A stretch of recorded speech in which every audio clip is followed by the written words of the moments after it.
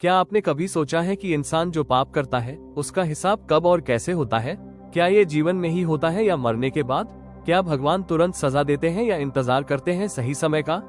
आज की कहानी सिर्फ एक विचार नहीं है, ये एक अनुभव है, एक भावनात्मक और रहस्यमय यात्रा जो आपको ये समझाएगी कि पाप कभी माफ नहीं होता, उसका हिसाब जरूर होता है, समय चाहे जितना भी लगे। आइए शुरू करते हैं एक ऐसी कथा से जिसमें छुपा है कर्म, समय और न्याय का गहरा रहस्य। कहानी शुरू होती है एक गांव से, एक पापी से और एक ऐसे संत से जो पाप के हिसाब की आंखों देखी गवाही बन जाते हैं। बहुत समय पहले की बात है। उत्तर भारत के एक छोटे से गांव में एक आदमी रहता था। नाम था रघु। रघु देखने में तो सीधा साधा किसान लगता था, लेकिन उसका दिल पाप से भरा था। वो दूसरों की जमीन हड़पता, गरीबों से सूद पर पैसे लेकर उनका सब कुछ छीन लेता और फिर मंदिर जाकर भगवान से कहता, हे प्रभु, मैंने कुछ गलत नहीं किया। गांव वाले डरते थे उससे, क्योंकि उसका रसूख था और पैसे से सब कुछ खरीद लेता था, इज्जत, ताकत और मौन न्याय। एक दिन गांव में एक बूढ़ा संत आया, सफेद दाढ़ी, कांपते हाथ और आंखों में अपार शांति। संत ने गांव वालों से कहा, जिस गांव में पाप फल फूलता है वहां अंत में विनाश ही होता है। रघु ने ये सुना और हंसते हुए कहा, बाबा, दुनिया चालाकों की है, पाप करूं या पुण्य, जब तक पकड़ न हो सब ठीक है। बूढ़े संत ने रघु की ओर देखा और शांति से कहा, हर पाप का हिसाब होता है, या वक्त करता है या भगवान, लेकिन होता जरूर है। समय बीतता गया, रघु और अमीर होता गया, लेकिन उसकी आत्मा और गरीब होती गई। उसकी बीवी अक्सर कहती, रघु, सब कुछ है हमारे पास पर सुकून नहीं है। रघु कहता, सुकून तो सिर्फ कायरों के लिए होता है, ताकतवर को पैसा चाहिए, सत्ता चाहिए, डर नहीं। लेकिन वह नहीं जानता था कि उसके पापों की गठरी धीरे धीरे भारी हो रही है। एक दिन उसकी जमीन पर आग लग गई, दूसरे दिन उसका बेटा बीमार पड़ गया, ऐसा रोग जिससे डॉक्टर भी हार मान गए। रघु मंदिर गया और वही संत फिर से मिले। इस बार उनके चेहरे पर वही शांति थी, लेकिन आंखों में चेतावनी। रघु रोते हुए बोला, बाबा, ये सब मेरे साथ क्यों हो रहा है?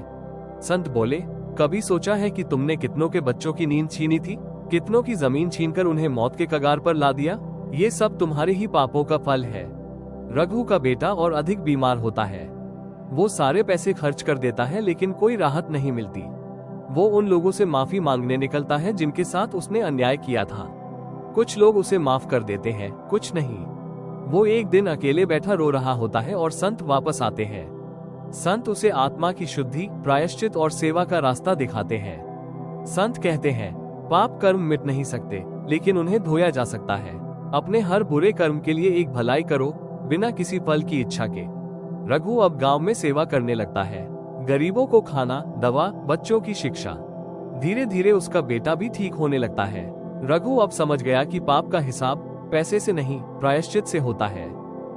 भगवान कैसे हर कर्म को देखते हैं, क्यों कभी कभी पाप की सजा तुरंत नहीं मिलती। पुनर्जन्म, कर्म फल सिद्धांत और ब्रह्मांड का न्याय कैसे काम करता है। कई पौराणिक उदाहरण जैसे रावण, कंस, दुर्योधन आदि की कहानियां। क्या होता है जब इंसान मरे बिना ही नर्क जैसी पीड़ा भोगता है? इस भाग का उद्देश्य है दर्शकों को भावनात्मक रूप से झकझोर देना कि आज जो हम कर रहे हैं उसका हिसाब जरूर होगा। हर इंसान को रोज रात सोने से पहले सोचना चाहिए, क्या आज मैंने किसी का दिल दुखाया? पाप को छोटा या बड़ा ना समझे।